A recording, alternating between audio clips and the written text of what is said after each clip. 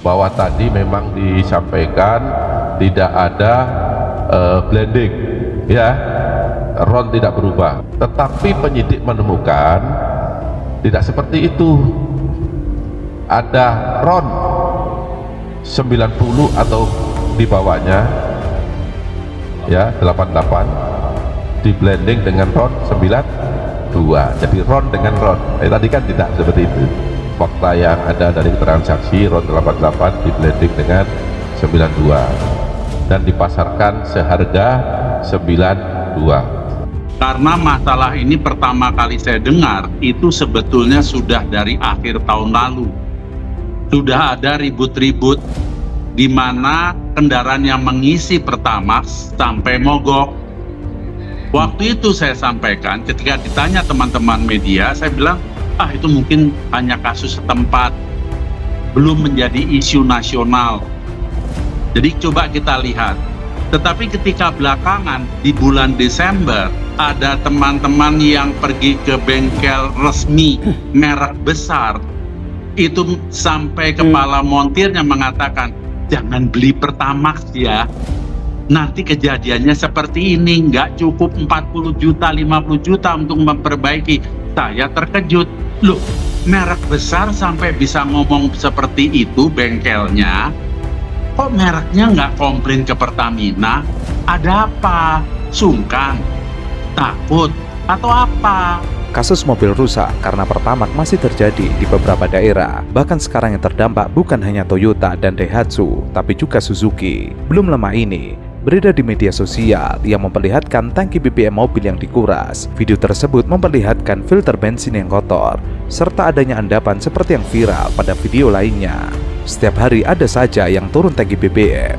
Penyebabnya adalah filter bensinnya tersumbat sampai tidak kuat jalan, dengan pengisian di SPBU yang berbeda-beda. Jika benar ya, karena kan itu nanti peradilan yang akan memutuskan.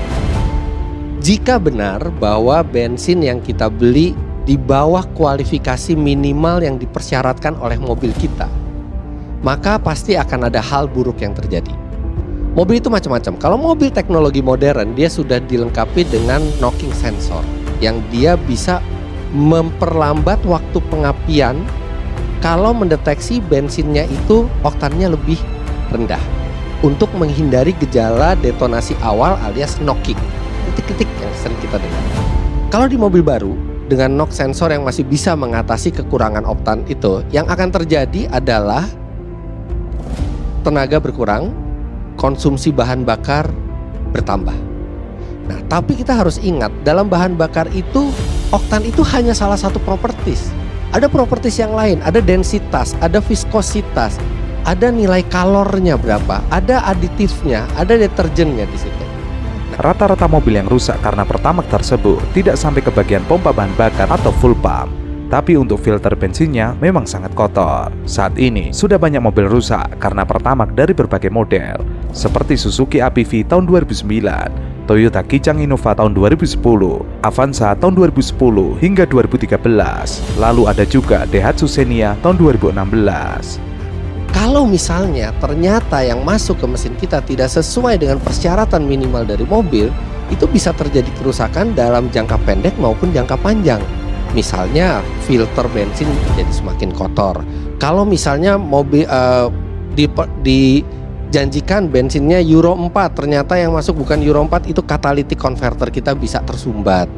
Dan yang paling bahaya adalah kalau kita memasukkan bensin yang di bawah standar oktan minimal yang dipersyaratkan oleh mobil itu, dan mobil itu tidak memiliki knocking sensor, misalnya mobil yang keluaran tua gitu ya, bisa terjadi ngelitik. Ngelitik itu detonasi awal, piston masih bergerak ke atas, yang semestinya bensin itu belum meledak, dia sudah meledak duluan karena oktannya terlalu rendah. Itu bisa menimbulkan kerusakan mesin baik secara perlahan maupun secara langsung, dan kadang-kadang biaya perbaikannya itu tidak murah.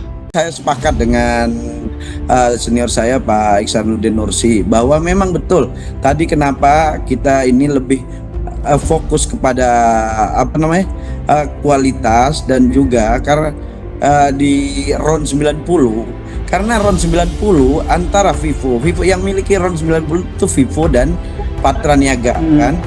Nah, RON 90 yang di Patraniaga ini Pertalite kan, ini ada kompensasi, ada sekitar 3.000 lebih. Nah inilah yang potensi disalahgunakan. Nah kalau itu kami sangat mendukung, tapi terhadap Jangan masuk kualitas ke technical problem.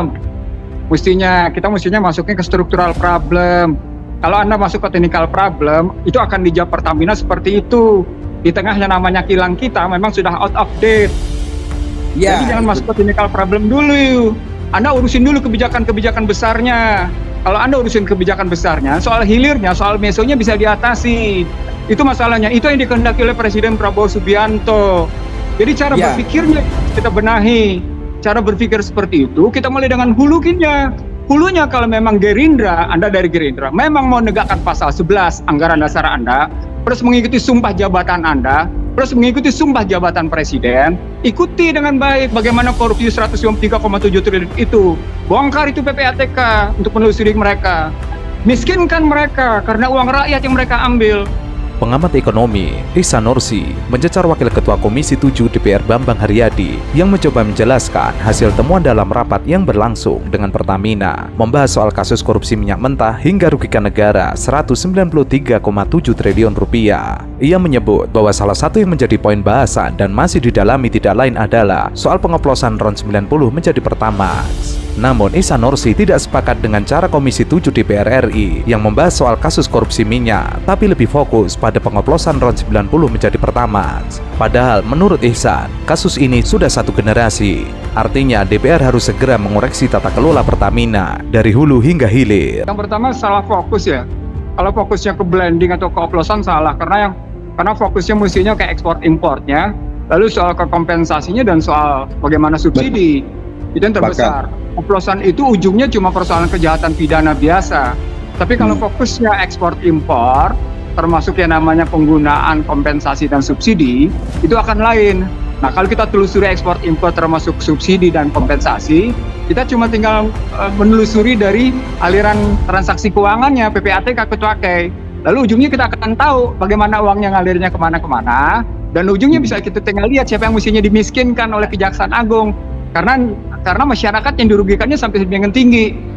Itu yang pertama. Jadi artinya soal prioritas. Prioritasnya itu bukan soal blending oplosan, tapi prioritasnya adalah soal bagaimana ekspor impor, termasuk yang namanya subsidi dan kompensasi. Yang kedua, soal bagaimana sesungguhnya motif dalam rangka menegakkan stabilitas harga pada energi.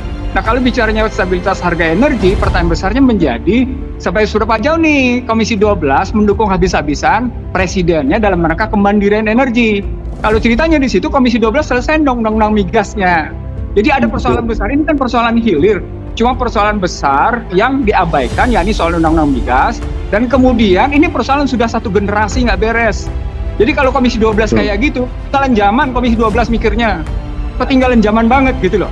Sebelumnya, Kejaksaan Agung menetapkan 7 tersangka dalam kasus dugaan korupsi tata kelola minyak mentah tahun 2018-2023. Salah satu tersangkanya adalah Direktur Utama PT Pertamina Patraniaga, Rifa Siahaan. Kalau ini nilainya signifikan, coba deh, jangan omon-omon deh. Coba deh, buktikan itu quick win. Kalau coba membuktikan quick win, maka daya gunakan PPATK untuk menelusuri. Maka berikutnya, kita ambil sekarang bagaimana memiskinkan mereka. Berikutnya, coba tanya BPK. Ini kan 5 tahun. Kalau 5 tahun artinya sungguhnya ini bukan hanya 7 orang itu. Itu berarti juga terkena yang namanya holdingnya dan induk holdingnya. Bisa jadi nelusuri juga sampai Kementerian BUMN. Berarti ada orang ataupun pihak lain yang lebih besar yang ikut terlibat dalam kasus ini, Mas Ihsan. Ya. Betul, itu yang kemudian saya sampaikan. Anda jangan berhenti pada Patraniaga, Anda jangan berhenti cuma pada shipping, Anda jangan cuma berhenti pada kilang. Ini tujuan di pretai Pertamina gini kan tujuannya IPO, belum sampai IPO mereka kan nanti akan kesulitan audit nih karena sudah posisi IPO mau di IPO kan targetnya. Nah, sekarang kebetulan terbuka kayak gini. Ini kesempatan bagi Gerindra untuk menata ulang dari kekacauan restrukturisasi di Pertamina. Kalau betul mau bersihkan Pertamina, saya itu dirut, bukan Komut. Lalu ada oknum DPR akan panggil Komut datang, kan berita toh. Saya tantang balik, DPR panggil saya datang, saya masih datang. Asal sidang terbuka. Sampai hari ini gak ada yang berani panggil gua DPR. Kenapa? Takut ya lu orang, gua bilang ya. Takut lu orang semua. Takut gua ngomong toh. Nggak ada berani panggil gua. Makanya kalau saya senang kalau jaksa mau panggil, saya punya rekaman suara rapat semua. Saya cuma minta Pak Jaksa, sidang terbuka di Republik ini. Berarti ada siap dipanggil ke Jagung? Oh, saya siap. Saya senang membantu. Dan saya senang kalau di sidang, itu semua rekaman rapat saya itu diputar. Biar seluruh rakyat Indonesia mendengarkan apa yang terjadi di Pertamina, apa yang saya marah-marah di dalam. Kalau semua mesti sampai periksa minyak, penerimaan buku tulis, pembelian beras, mesti saya. Kalau itu ngapain ada ratusan ribu pegawai? Suruh gua aja semua. Mantan Komisaris Utama PT Pertamina, Basuki Cahayapurnama alias Ahok, buka suara soal dugaan korupsi dalam tata kelola minyak mentah dan produk kilang pada PT Pertamina. Ahok menyatakan siap dipanggil Kejaksaan Agung. Hal itu disampaikan merespon pernyataan Direktur Penyidikan Jaksa Agung Muda Bidang Tindak Pidana Khusus Kejaksaan Agung, Abdul Qohar, yang sedang mendalami kasus ini. Ahok kemudian menyinggung lemahnya pengawasan di Pertamina sehingga melenggangkan permainan kotor di dalam pengelolaan minyak. Saya nggak pernah sangka mereka begitu berani mencampur barang gitu, gila tuh. Berarti tidak pernah terdengar oleh Pak Ahok sebelumnya?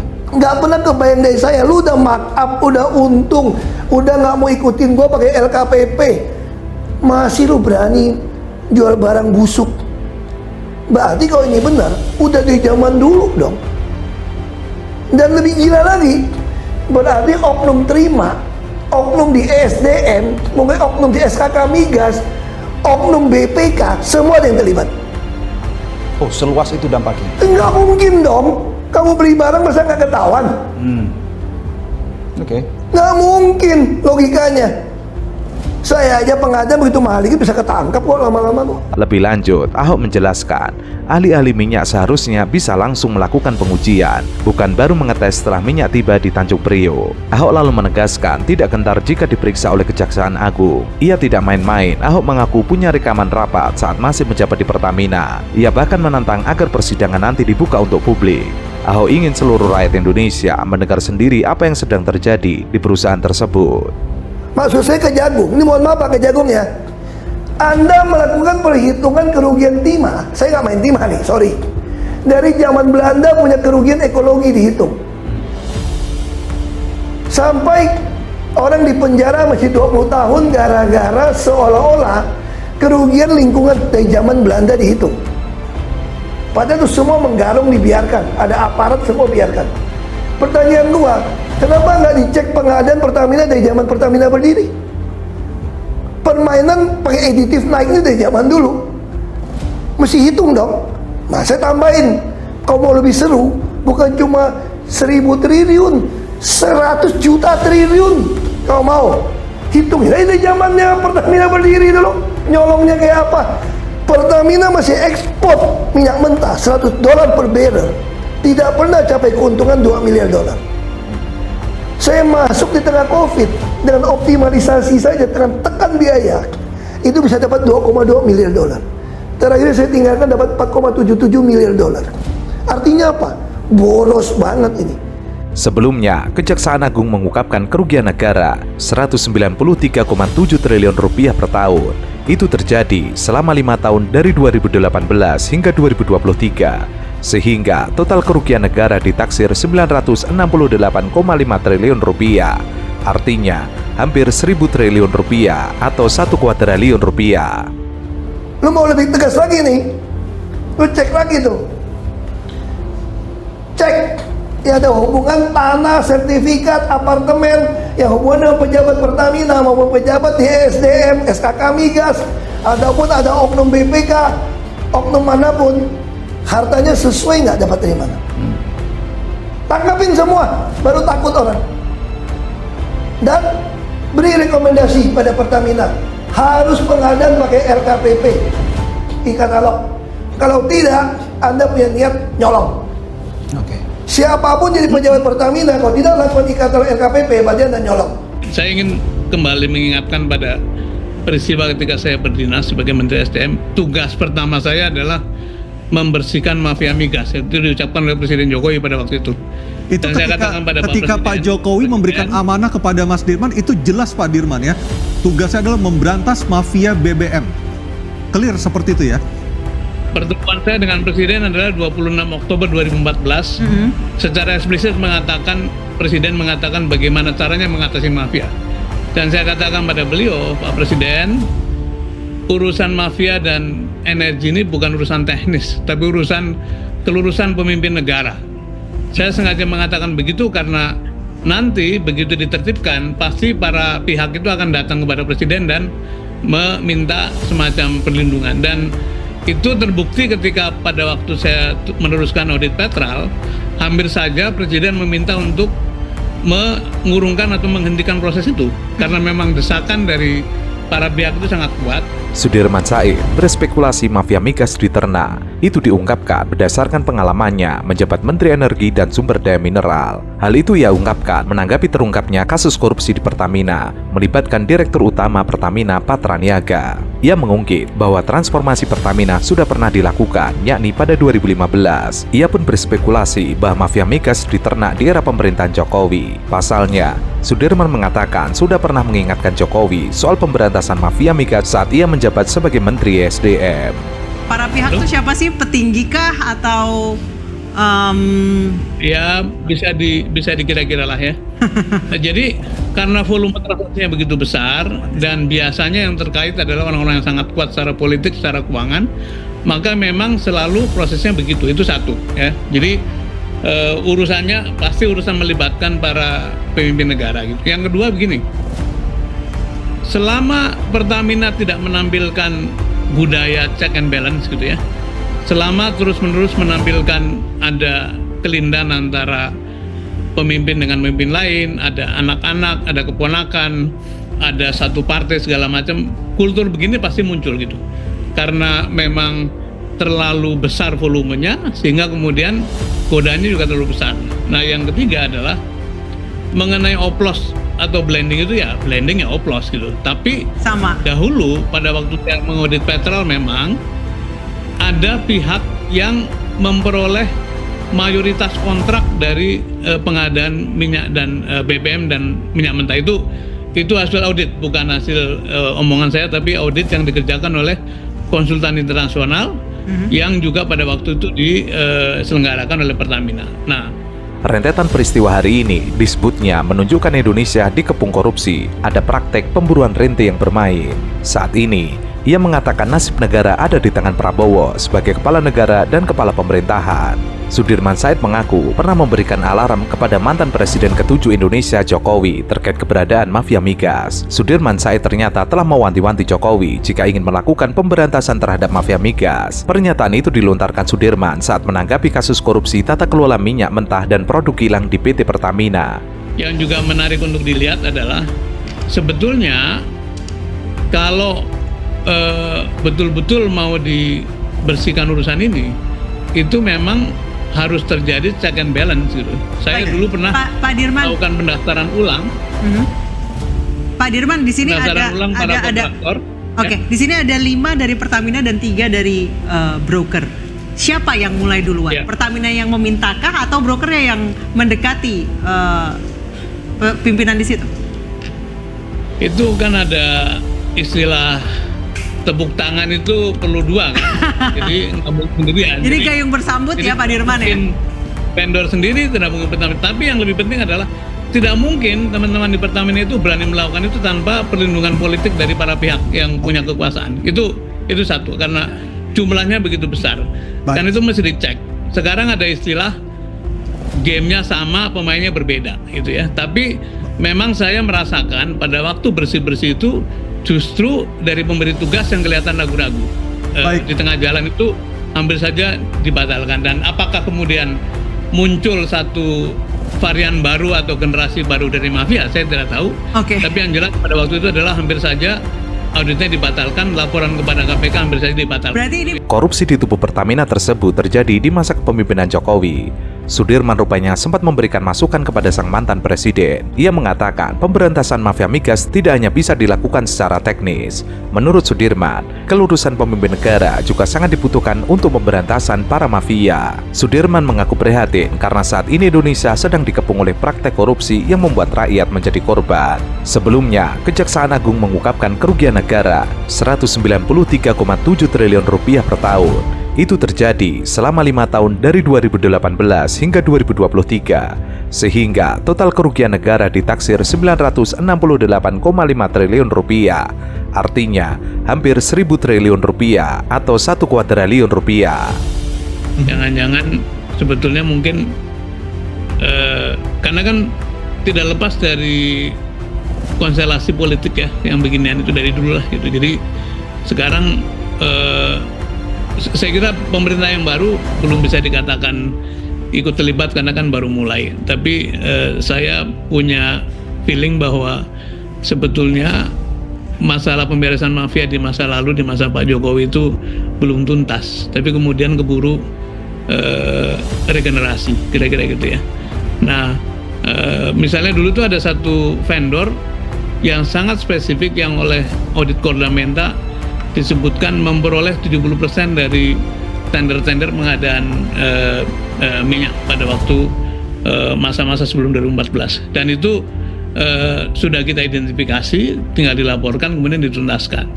Tetapi modusnya kok terulang lagi, seperti misalnya dulu memang salah satu modus adalah misalnya kilangnya baru stop, baru ada kerusakan, tapi kantor pusat belum dengar, malah pasar Singapura yang sudah dengar gitu. Vendor yang memiliki blending facilities atau fasilitas pencampuran atau mixing atau sebetulnya sama dengan ngoplos, itu yang menyebabkan dia punya advantage, hanya dia yang bisa memasok spesifikasi tertentu gitu. Itu juga modus masa lalu. Modus yang lain adalah saya kedatangan seluruh pemain besar atau seven sister pada waktu itu, baik pada waktu saya di Pertamina maupun di SDM. Mereka mengatakan kami sulit sekali berdagang langsung dengan Pertamina, karena kalau tidak melalui pintu itu maka tidak mungkin mendapatkan alokasi